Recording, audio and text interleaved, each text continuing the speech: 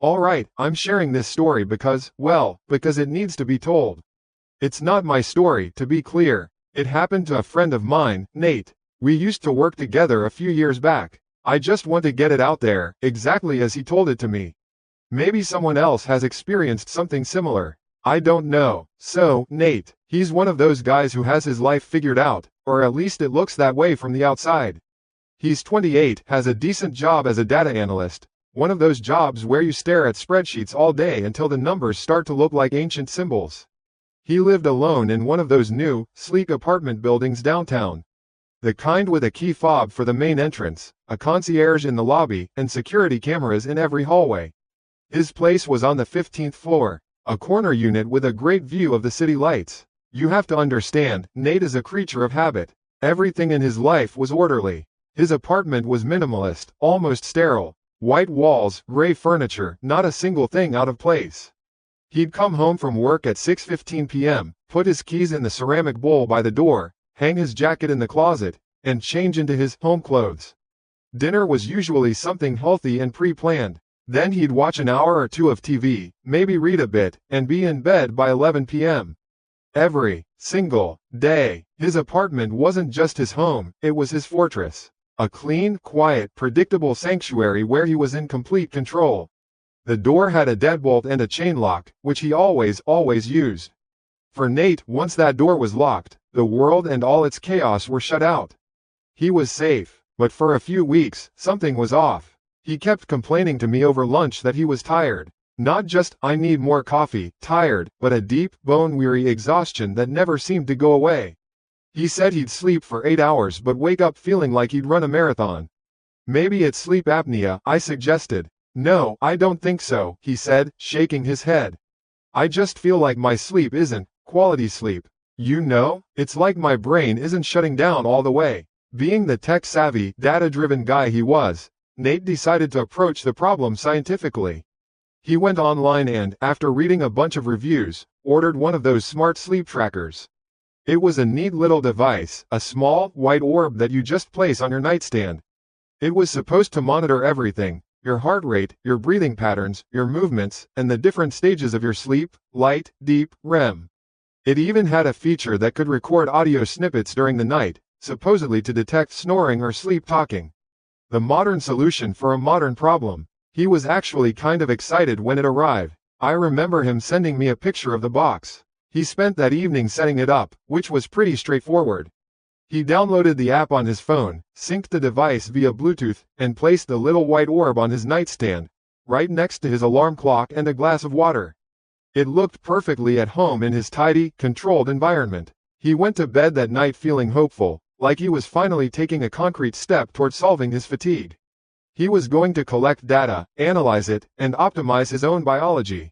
It was a very Nate thing to do. The next morning, the first thing he did after his alarm went off was reach for his phone.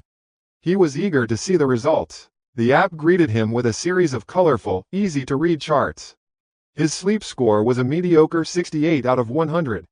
The app told him he spent too much time in light sleep and not enough in the deep, restorative stage. It showed his heart rate dipping and rising. It all seemed to confirm his suspicions. See, he thought to himself. Data. Then he noticed the audio highlights section. He was curious. He knew he sometimes snored, especially if he was exhausted.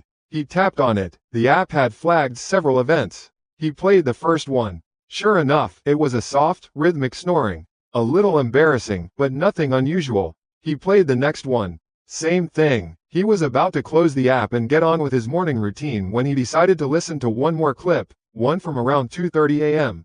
He hit play. The familiar, gentle rumble of his own snoring filled his ears. SSSHHH huh. SSSHHH huh. He was concentrating on the sound, on his own breathing, when he heard it. It was incredibly faint, almost buried beneath the sound of his own breath.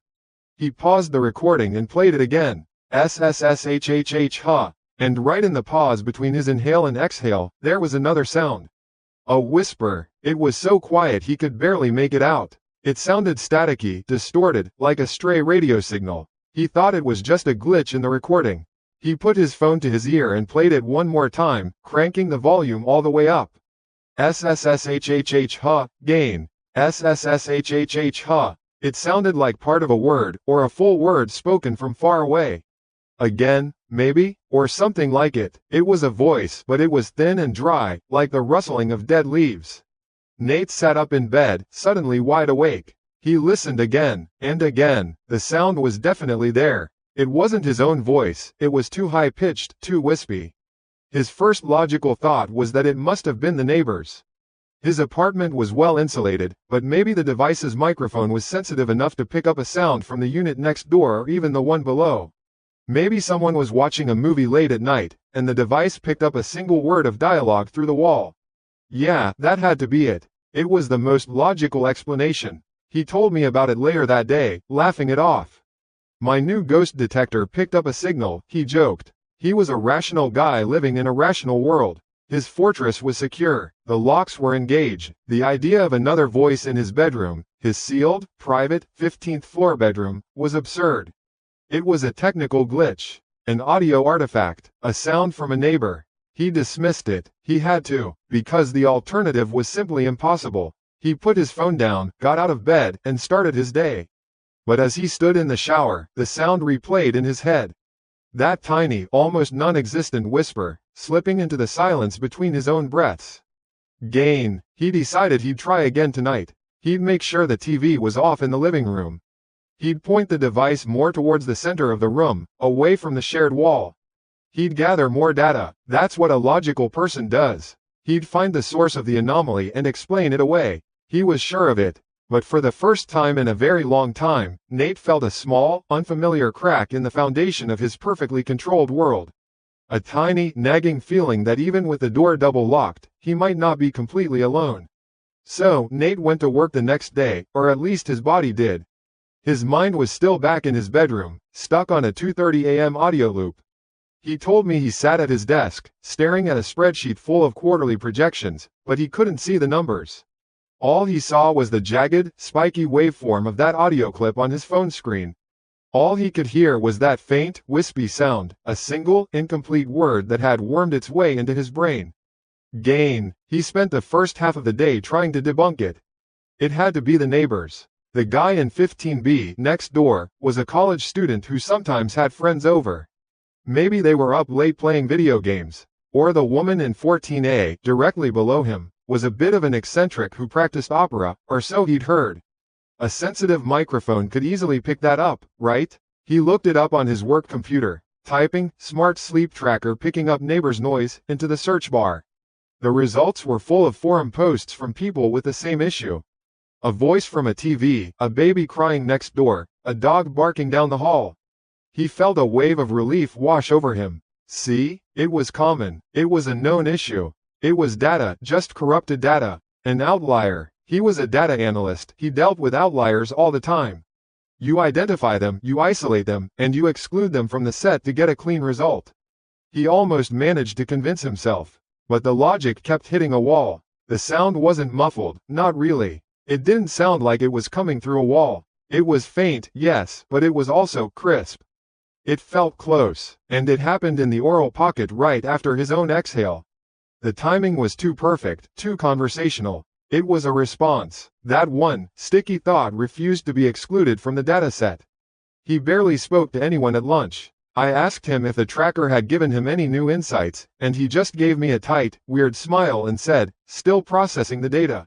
I knew something was off, but I figured he was just stressed about work. When he got home that evening at his usual 6:15, his routine felt different. Unsafe. Putting his keys in the ceramic bowl didn't feel like an act of order, but a hollow gesture.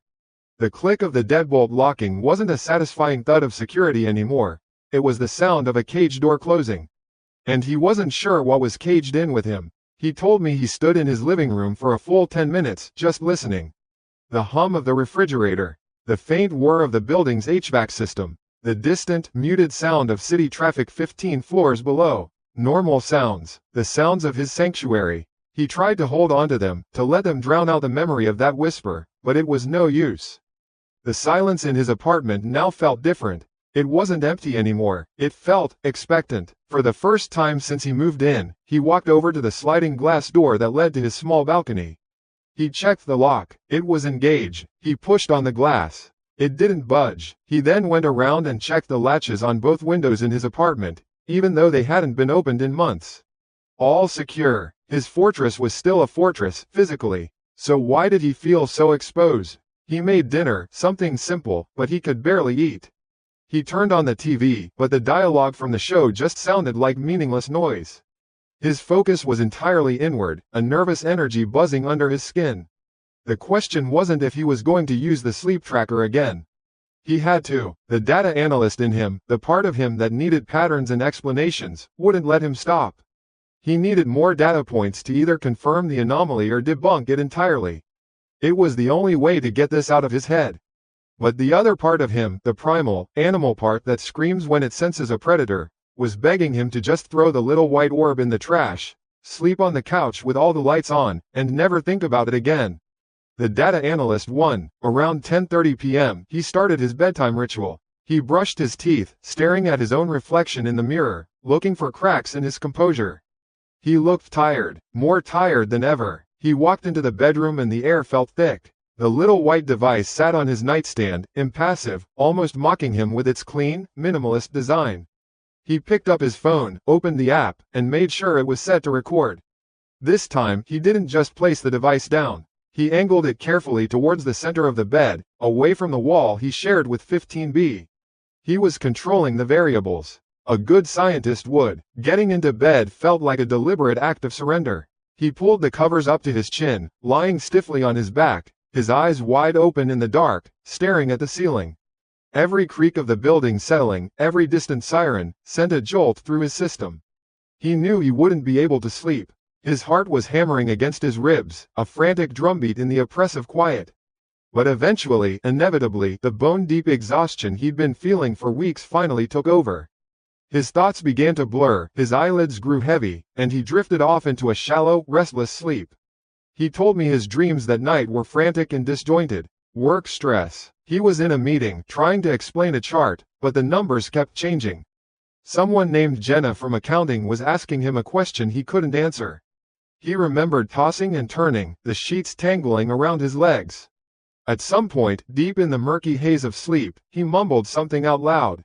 Something about the meeting, about the numbers. The assets. No, Jenna, it's not right. Utter nonsense. The kind of thing you say in your sleep and never remember. The alarm on his phone went off at 7 a.m., shrill and violent. Nate jolted awake, his heart instantly racing. For a second, he was just a tired man in his bed. Then the memory of the night, of the experiment, came flooding back. He didn't move. He lay there for a long time, the morning light filtering weakly through his blinds. The thought of picking up his phone filled him with a profound, almost paralyzing dread. It was Schrödinger's box. As long as he didn't open it, the voice both was and wasn't there. He finally forced himself to sit up. His mouth was dry. He grabbed the phone from the nightstand. His hand was trembling so slightly that it made the screen hard to focus on. He opened the sleep app. His sleep score was a 42. Abysmal. The graph of his sleep stages looked like a seismograph during an earthquake, jagged peaks and valleys with almost no deep sleep at all. He ignored all of that. His thumb hovered over the audio highlights section. He took a breath and tapped it. The list that appeared was longer than the night before. Most of it was flagged as restlessness or snoring.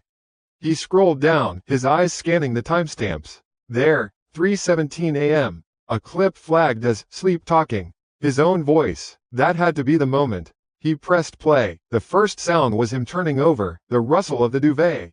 Then, clear as day, he heard his own muffled, sleepy voice. The assets. No, Jenna, it's not right. He felt a small, foolish flicker of relief. So he had just talked in his sleep. That was all. He'd been getting worked up over nothing. He was about to stop the recording when the sound that followed made the blood drain from his face. There was no static this time. No faint, wispy distortion. It wasn't a sound you could mistake for a TV or a neighbor. It was a voice. It was low, guttural, and dry, like old leather cracking. And it was unequivocally in the room. The recording was so clear, so present, he could almost feel the vibration of it in the air. It came directly after his own sleepy mumble, a direct, chilling response. It was calm. It was patient. It was a simple, two-word command, spoken with no emotion at all. And it used his name. Stay still, Nate. I sat there on the edge of the bed, the morning sun like an accusation through the blinds. The phone was still in my hand. I couldn't feel it. I couldn't feel my fingers, my arm, my own breathing. My entire consciousness had collapsed into the two tiny speakers on my phone, replaying those 4 words in a voice that scraped the inside of my skull. Stay still, Nate. The first thing that came back was the cold. It started in my gut and spread outwards, a deep, chemical cold that had nothing to do with the temperature of the room.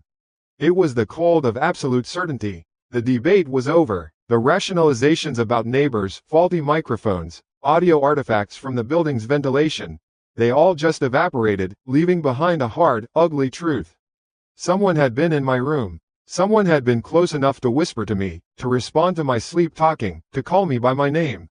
My hand started to shake, and I dropped the phone. It hit the plush carpet with a disappointingly soft thud. I wanted it to shatter. I wanted a loud noise to break the spell, to prove the world was still solid. But all I got was silence. The silence of the room, my silence. My throat had closed up completely. I scrambled off the bed, stumbling away from the nightstand as if the little white orb on it was radioactive. I backed away until my shoulders hit the cool plaster of the far wall. My eyes darted around the room, frantically searching. The closet door was closed. The bedroom door was shut, as I'd left it. The window was locked. Nothing was out of place. Everything was exactly as it should be, and that was the most terrifying part. It was a violation without a trace, an invisible wound. My sanctuary, my fortress, had been breached, but all the walls were still standing.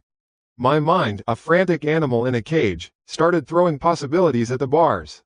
Someone had a key, a master key, a maintenance worker, a former tenant? No, I'd had the locks changed when I moved in. A professional locksmith. Paranoia was expensive, but it had always felt worth it. Until now. Then the thought hit me, so absurd and yet so insistent I couldn't dismiss it. They were still here, right now, in the closet, under the bed. That voice, it was so present, so dry and close. How could they have gotten out? The front door was still deadbolted, I was sure of it. I never forgot the deadbolt. I didn't move for what felt like an hour. I just stood pinned to the wall, listening for a breath, a rustle, a creak in the floorboards that wasn't my own heart hammering against my ribs. I heard nothing, only the low hum of the refrigerator from the kitchen and the distant moan of traffic 15 stories down. Normal sounds, the sounds of a world that didn't know my own had just ended. Finally, some semblance of control returned. A plan. I needed a plan. I needed evidence beyond a sound file that people could, and would, dismiss. Security. I pay a small fortune in WA fees for a reason. There are cameras. In the lobby, in the elevators, on every single hallway. I snatched my phone off the floor, my fingers clumsy. I didn't even go back into the app. I went straight to my contacts and found the number for the building's front desk. A man named Luis answered, his voice bored and slow. Front desk, Luis speaking. Luis, this is Nate, in 15A, I said, and was shocked at how thin and reedy my voice sounded.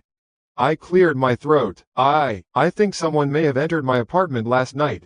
There was a pause. I could hear him tapping on a keyboard. Entered, sir? Is anything missing? Is your door damaged? No, nothing's missing. The door is fine, but I have reason to believe someone was inside my apartment while I was asleep. Another pause. The tapping stopped. I could picture him perfectly, leaning back in his worn leather chair, a look of weary skepticism on his face.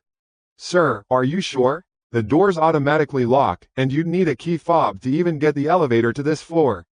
We haven't had any security alerts. I'm sure, I insisted, my voice gaining a desperate edge.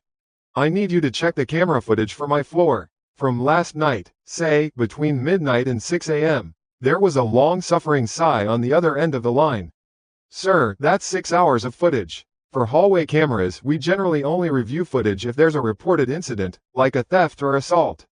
Did you see someone? No, I was asleep. That's the whole point. My voice was getting louder and I forced it back down. Panicking wouldn't help. Look, someone was in my room. They spoke to me. I have it on a recording. Please, just check the cameras. Was there anyone on the 15th floor last night? I'll look into it, sir, Luis said, his tone making it clear he was placating me. I'll have to file a report with building management to get authorization. They'll be in around 9. I'll call you if we see anything unusual. He wasn't going to look. I knew it. He'd already decided I was a crank. Some lonely guy in a high-rise hearing things in the night. The feeling of being utterly alone, of being disbelieved, was a new layer of horror.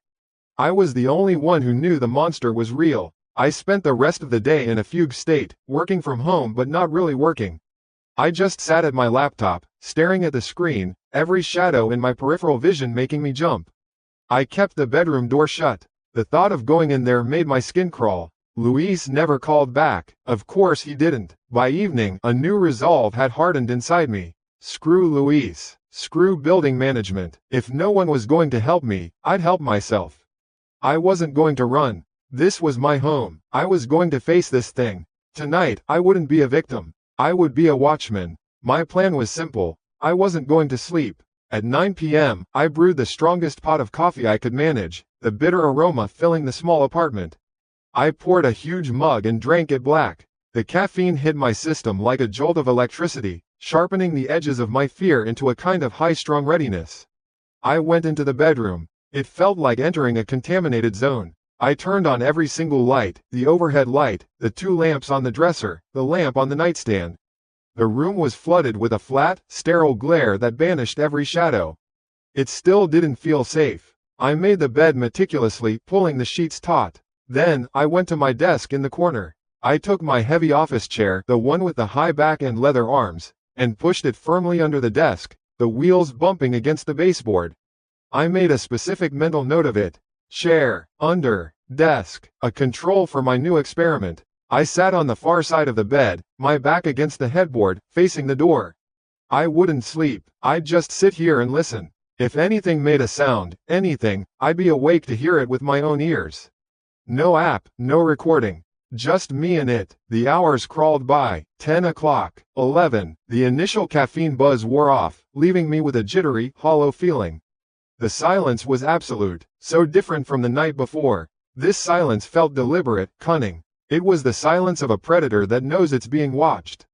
It was taunting me. Midnight. My eyelids felt like they were lined with lead. I got up, did some jumping jacks in the living room, splashed cold water on my face.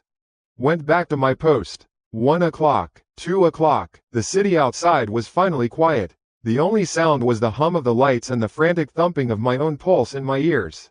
The room remained still. Nothing happened. Was it possible I had scared it off? That my wakefulness was a deterrent? The thought was reassuring, but my body was betraying me. I'd been running on adrenaline and exhaustion for 2 days. My head nodded forward, and I jerked it back up. The pattern repeated. Nod, jerk. My thoughts began to swim in a thick, syrupy fog. I was losing. I don't remember falling asleep. There was no conscious decision, no surrender. One moment I was fighting to keep my eyes open, staring at the grain of the wood on the bedroom door, and the next, I was waking up to the gray light of dawn filtering into the room. My first feeling was a wave of shame and failure. I'd fallen asleep. I'd lost the vigil. I sat up, a groan escaping my lips. My neck was stiff, my mouth tasted like ash. All that for nothing, and then I saw it. My blood didn't just run cold, it turned to ice. My heart didn't just drop, it ceased to exist. The chair, my heavy office chair, which I had so deliberately pushed all the way under my desk, was no longer there. It was now in the middle of the room. It had been pulled out, turned around, and placed about 10 feet from the bed, facing it. Squarely, directly, it was positioned like a seat in a theater. And I had been the show. I couldn't breathe. This was no sound. This was not a feeling or a whisper. This was physical. This was real, a tangible object, moved by a tangible force. An undeniable, screaming violation in the heart of my private space. My hands were shaking so violently I could barely operate my phone. I scrambled for it on the nightstand, my thumb jabbing at the screen. I pulled up the sleep app. As I'd expected, the audio highlights section was empty. Just a few instances of snoring. No voices, no whispers. The silence had been real. My hope, a pathetic little flicker, died right there. This was worse, so much worse. To make a noise is one thing, it could be a mistake, an accident. But to move an object so deliberately, so silently, while I slept just feet away, that was an act of pure, calculated terror. It was a message. I can do whatever I want. You are helpless. My eyes fell on another tab in the app, one I'd never paid much attention to before.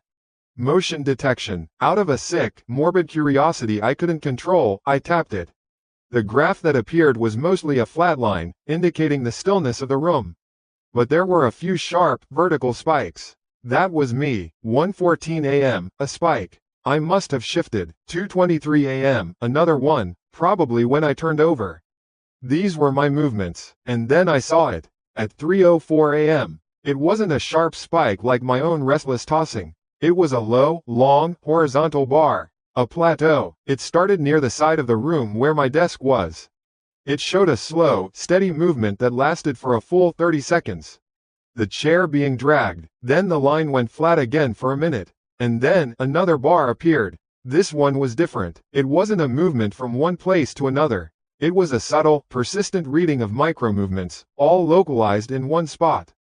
In the middle of the room, right where the chair was now sitting, that bar continued, unbroken, for 2 minutes and 17 seconds. I brought up my sleep stage graph on a split screen. My heart hammered against my ribs. During that exact 2-minute and 17-second window, from 3:05 a.m. to just past 3:07 a.m., my own graph showed a solid, uninterrupted block. Deep sleep, the most vulnerable, unconscious state a human being can be in. The app hadn't heard anything, but it had detected something. It had detected a presence. It had recorded the data of someone pulling a chair out, sitting down, and watching me. Watching me for more than 2 minutes from 10 feet away, in the dark, while I slept, completely and utterly defenseless. He hadn't made a sound. He didn't need to. He was just there, a silent spectator at a one-man show. The chair was the period at the end of a sentence I didn't know how to read. It was a statement, a declaration of presence, of power. Looking at it, sitting there in the sterile light of my bedroom, I knew one thing with a certainty that felt like a physical weight in my chest. No one would believe me. I could call the cops. What would I say? Officer, I have an app that says someone sat in my room for 2 minutes, and look, my chair is here instead of there. They'd look at me, then at the secure, triple-locked front door. They'd ask if I was on any medication. They'd file a report under possible crank and leave. Luis at the front desk had already written me off. I was alone in this. My word meant nothing. Audio could be faked or misinterpreted. A moved piece of furniture could be blamed on me forgetting, or sleepwalking, a thing I have never done in my entire life. I needed something else, something they couldn't dismiss, something that didn't need interpretation. I needed to see it. The thought was so terrifying it was almost liberating. The fear had reached a certain peak where it collapsed in on itself, and what was left was a cold, hard clarity. This was a hunt now, and you don't hunt a shadow with whispers and feelings. You hunt it with a camera. My plan formed with a grim practicality that surprised me. It felt like I was watching someone else make these decisions. I went to the living room and grabbed my phone. I deleted old videos, cleared out photos, freed up as much memory as I could. I plugged it into the wall until the battery icon glowed a solid, reassuring 100%. This couldn't fail because of a low battery. Then, I went back into the bedroom. It felt like walking onto a stage. The enemy's stage. The chair was still there, its silent accusation mocking me. I ignored it. I walked over to the tall bookshelf that stood against the wall opposite my bed. It was a perfect vantage point. High up, unobtrusive. My eyes scanned the shelves, looking for the right spot. There, the third shelf from the top, a thick biography of some forgotten president wedged next to a collection of short stories.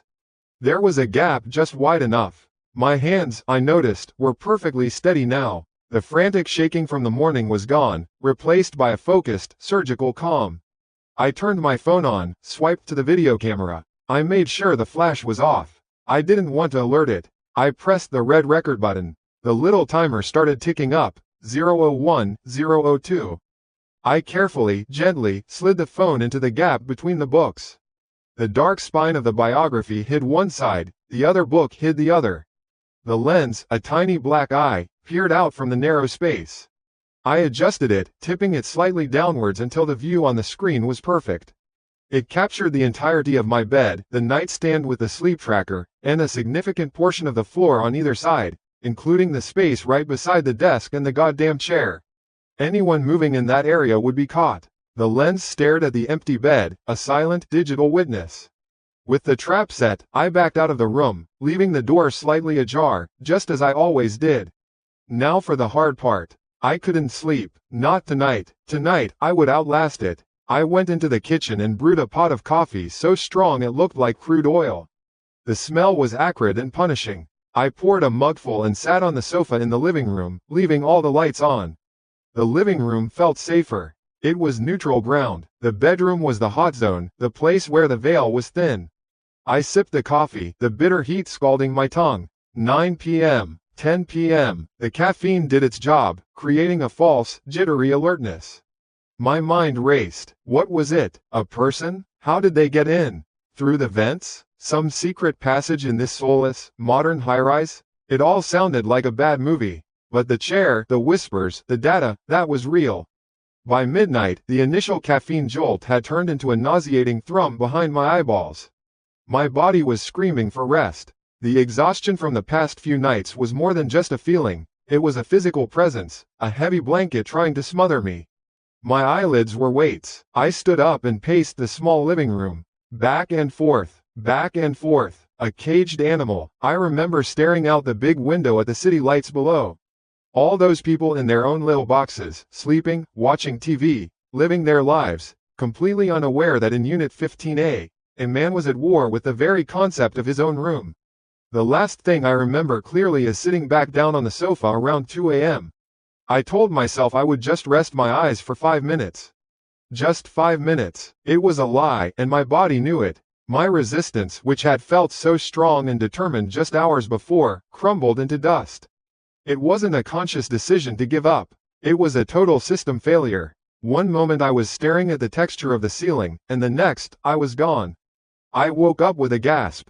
Gray dawn light was filtering through the living room blinds, casting striped shadows on the floor. My neck was a knot of pain, my body contorted from sleeping on the sofa. For a single, blissful second, I didn't know where I was or what had happened. Then, memory flooded back in a tidal wave of ice. The phone. I scrambled off the sofa, my legs clumsy and stiff. I stumbled into the bedroom. The lights were still on, casting a pale, sickly yellow glow in the morning light. The chair was still in the middle of the room. Everything looked exactly as I had left it. A flicker of hope, or maybe it was just denial, sparked in my chest. Maybe nothing happened. Maybe my vigilance, even in my sleep, had scared it away. I reached up to the bookshelf, my fingers trembling again, fumbling for the phone. I pulled it out. The screen was black. My heart plummeted. Did the battery die after all? I thumbed the power button and the screen lit up. It was still recording, a video file of over 8 hours. I didn't have the courage to watch it in there. I grabbed the phone and retreated to the relative safety of the living room, sinking onto the floor with my back against the sofa. I stopped the recording. My hands were so slick with sweat I almost dropped the phone. I opened my gallery, found the video file, and tapped play. I held my breath. The video was mostly just a static, grainy shot of my empty bed in the low light. The only sound was the faint hum of the air conditioner and the distant, muffled sound of my own breathing from the living room. I dragged the scrubber bar with my thumb, fast-forwarding through the silent, uneventful hours. 10 p.m., 11 p.m., midnight, 1 a.m., 2 a.m., nothing. The bed remained undisturbed. The room was still. My breathing became a little easier. Maybe I had been wrong. Maybe it knew I was recording. I kept scrubbing. 3 a.m., still nothing. My thumb pushed the timeline forward. 3:10, 3:11, 3:12, 3:13. My heart was a slow, heavy drumbeat. Then I saw the timestamp hit 3:14 a.m. I stopped fast-forwarding and let it play in real time. For a few seconds, nothing. Just the grainy darkness. But then I heard it, a sound so faint it was almost subliminal. A soft, scraping creak. The sound of wood fibers groaning under a slow, shifting weight. It wasn't me. I was on the sofa. My eyes were glued to the screen, trying to pierce the gloom. I was looking at the door, at the window, at the chair. I was looking in all the wrong places. The movement started at the bottom of the frame. From the deep, inky blackness of the space under my bed, a shape began to emerge. It wasn't fast. It was slow, unbearably slow, a deeper black detaching itself from the other shadows. It was a head, a human head, covered in matted, dark hair, rising up from the floor. Then came shoulders, thin and gaunt. A torso, clad in a filthy, dark shirt. A figure, silent as the grave, was sitting up from the floor beside my bed. I think I made a sound. A choke. A whimper. My brain simply refused to process what my eyes were seeing. This wasn't a ghost. This wasn't a demon. This was a person. A person who had been on the floor, under my bed. The figure sat there for a moment, motionless, its form a jagged silhouette against the dim light. It was hunched over, its back to the camera, facing the spot where my head would have been on the pillow. It didn't move, it just stayed there, an unholy statue erected in the heart of my sanctuary. The sleep app's motion detector hadn't been triggered by someone sitting in a chair. It had been triggered by this thing, sitting up to get a better look. I watched, paralyzed, as the timer on the video ticked past a full minute. The figure remained absolutely still, a spectator watching a sleeper. The sheer intimacy of it, the horrifying proximity, shattered something deep inside me. All this time, I had been afraid of a threat from outside my walls. I had been checking the goddamn locks on my front door. I had been worried about a breach. The breach had never happened. The monster wasn't trying to get in. It was already in. It had been there all along, living in the darkness just inches beneath me. Then, as slowly as it had risen, the figure began to move again. It didn't stand up. It didn't walk to the door. It folded forward, its head lowering, its back curling, until it was on all fours on my bedroom floor. And then, with a quiet deliberation that was more terrifying than any scream, it began to crawl. It slithered, low to the ground, back toward the bed. I watched in frozen, abject horror as the silhouette shrank, its form dissolving back into the abyss from which it had come. It disappeared from view, back into the shadows. Back under my bed, the phone dropped from my hand and clattered onto the hardwood floor. The sound was too loud in the silent apartment. I didn't flinch. I couldn't move. My muscles were locked, my eyes still fixed on the black screen where the video had ended. The image was burned into my brain. That thing, that person, slithering back into the darkness beneath the bed where I slept. Where I had slept for 3 years. My stomach heaved. I scrambled backwards on the floor, crab walking away from the phone as if it were radioactive, until my back hit the cool plaster of the living room wall. I sat there, gasping for air that didn't seem to have any oxygen in it. My heart was a wild animal thrashing against my ribs. All the pieces suddenly clicked together in a way that was so much worse than any ghost story. The whispers weren't from a faulty app or the vents. It was him, responding to my snores, telling me to lie still. The motion detector wasn't a glitch. It was him, sitting up in the dark, watching me. The chair, God, the chair, he must have pulled it out to sit on. To get a better view, a more comfortable seat for the nightly show. The thought sent a new kind of energy through me. It wasn't just fear anymore. Fear was cold and paralyzing. This was hot. This was a white-hot, furious inferno that started in my gut and spread through my veins. A violation, that's what it was. An absolute, total violation of my life, my space, my sanity. He wasn't a ghost haunting a house. He was a parasite, and I was the host. I thought about calling the police. I really did. I pictured myself dialing 911, my voice trembling. Hello? Yes, I think there's a man living under my bed. How would that sound? They would think I was crazy or high. They'd come, they'd knock. He would hear it. He would hear everything. What would he do? Would he just stay quiet? Or would he try to get out? The only way out of my bedroom was through the living room. Past me, the thought of that confrontation, with uniformed strangers standing outside my front door, was somehow more terrifying than dealing with this on my own terms. No police. Not yet. This thing, this man, he had made my sanctuary into his hunting ground. He had turned my sleep into his personal theater. Tonight, the show was over. A strange calm, the kind that comes after a hysterical panic, settled over me. It was the clarity of having no other options. I knew what I had to do. I wasn't going to run. This was my home. I was going to take it back. I stood up on shaky legs and walked to the hall closet.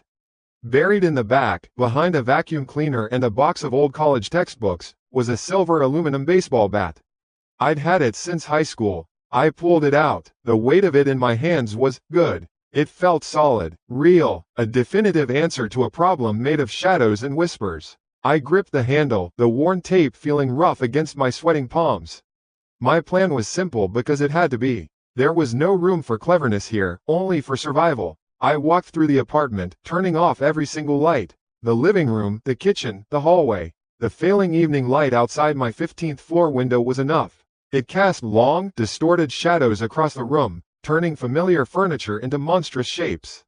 It was perfect. He was a creature of the dark. I would use it against him. I went back to the bedroom door and looked inside. It was just as I'd left it that morning. The chair still accusingly in the middle of the floor. The bed, neatly made, looking impossibly innocent. But now I knew what lay in the dark space beneath it. A lair. I shivered, the rage momentarily giving way to a new wave of revulsion. I left the bedroom door ajar, just a crack, the way I always did. The way you would expect it to be. Then I found my spot. In the far corner of the living room, behind the large armchair, was a pocket of deep shadow, untouched by the windows. I wedged myself into it, sinking down to the floor until I was sitting with my back against the wall. The bat lay heavy across my lap. From here, I had a perfect, narrow view of the hallway and the sliver of darkness that was the open bedroom door. And then I waited. There's a different kind of time that exists when you're waiting for a monster to emerge. Seconds stretch into minutes. Minutes feel like hours. Every sound in the building was amplified, distorted. The hum of the refrigerator was a low growl. The groan of the elevator in the shaft was the building settling into its grave. A siren wailed somewhere far below in the city, a lonely, mournful sound. I focused on my breathing. In, out, slow, steady, don't make a sound. My whole world shrank to that sliver of black. My eyes burned from staring at it, refusing to blink, terrified I might miss the one crucial moment of movement. My muscles ached from the tense, coiled position. The adrenaline had worn off, leaving behind a thick, heavy exhaustion. My body begged for sleep, the same way it had the night before. But not tonight. Tonight, the anger was my caffeine. The rage kept my eyes open. Hours passed. 10 p.m., midnight, 1 a.m. Nothing. The sliver of darkness remained unchanged. A part of my brain, the logical part that had been screaming at me all day, started to whisper doubts. Maybe you were wrong. Maybe he heard you drop the phone. Maybe he's gone. Maybe he was never there at all, and you're just losing your goddamn mind. I was starting to believe it when the clock on my cable box silently clicked over to 2:07 a.m. I heard it. It wasn't a loud sound. It was the barest, faintest noise, a sound I now knew intimately. The sound of old wood under a slow, shifting weight. A soft, scraping creak. It was coming from the bedroom. My heart hammered against my ribs. My knuckles turned white as I tightened my grip on the bat. I held my breath. My eyes were glued to the crack in the door. Slowly, unbearably slowly, the sliver of darkness began to widen. The door was opening. It moved without a sound, a silent black rectangle expanding in the hallway.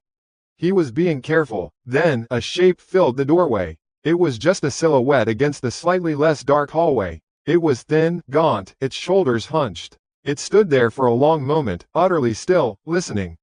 I could almost feel its senses probing the darkness, tasting the air.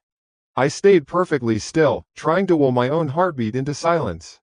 I was just another shadow in a room full of them. Apparently satisfied, the figure shuffled out of the doorway. It didn't turn towards me. It turned the other way and, with a slow, lurching gait, began to walk towards the kitchen.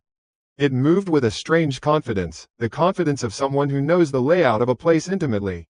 The confidence of someone who believes they are completely alone. My mind reeled. The kitchen? What the hell was he doing? He disappeared around the corner. I heard a soft shuffling, the sound of bare feet on linoleum.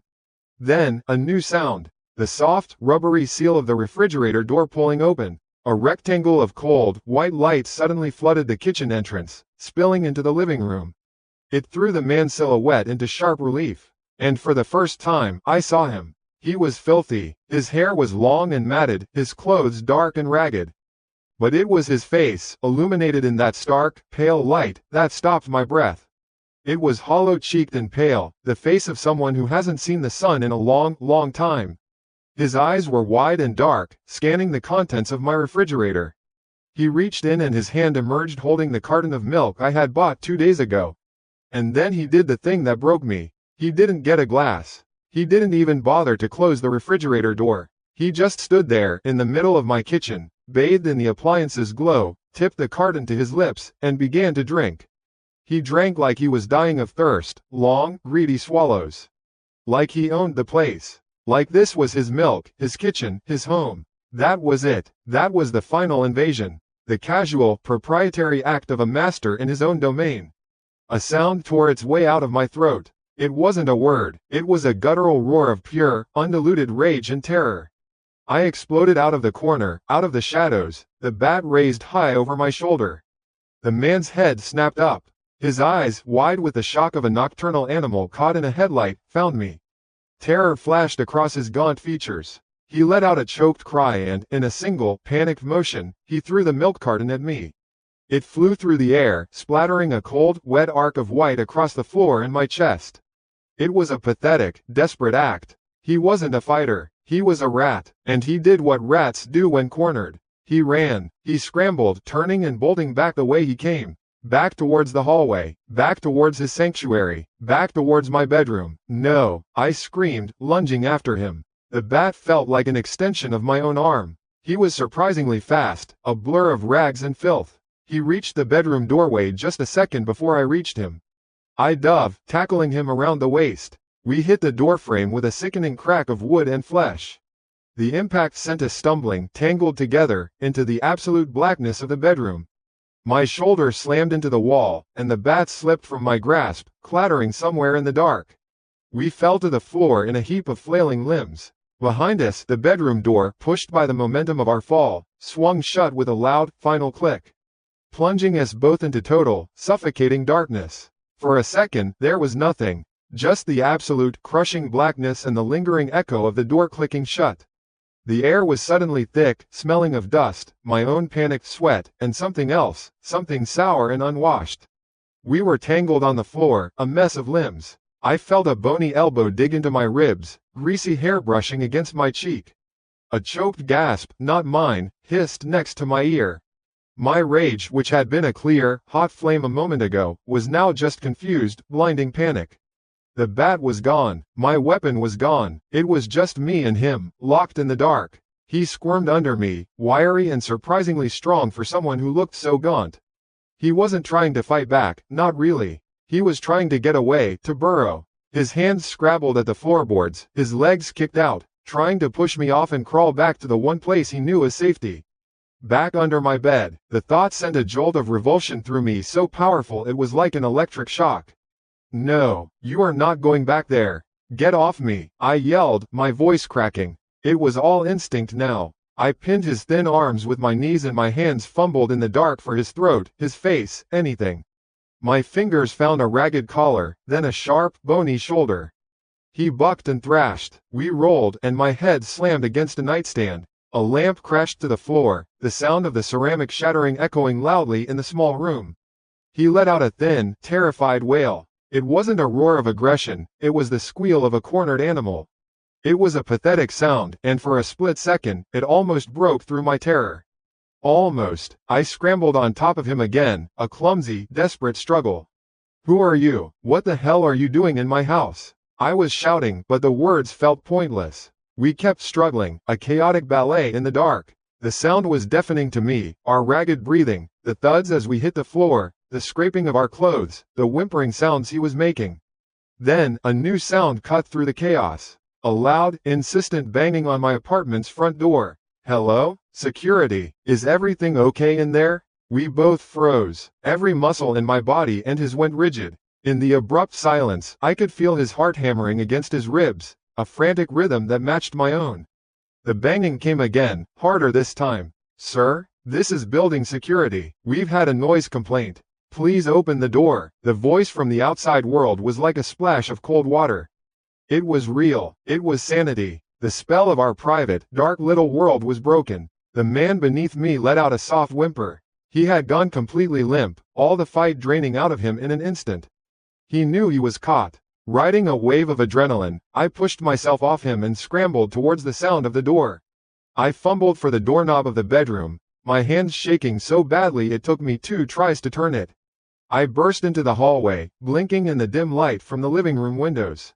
I'm here, don't go, I yelled, my voice hoarse, as I stumbled to the front door and fumbled with the deadbolt. I threw the door open to see 2 uniformed security guards, their faces a mixture of concern and annoyance. Behind them, my neighbor from across the hall, Mrs. Gable, was peeking out, clutching her robe. He's in the bedroom, I gasped, pointing. There's a man, he was in my bedroom. One of the guards, a big guy with a thick mustache, put a hand on my shoulder to steady me. "Stay here, sir." He and his partner drew their flashlights, which seemed ridiculously inadequate, and entered my apartment, moving cautiously toward the bedroom. I stood in the doorway, my chest heaving, the cold milk stain on my shirt clinging to my skin.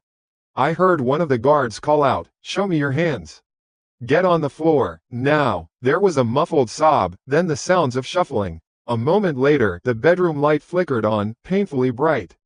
The guards emerged, one on each side of the man, and I saw him, really saw him, for the first time, in the full, unforgiving light.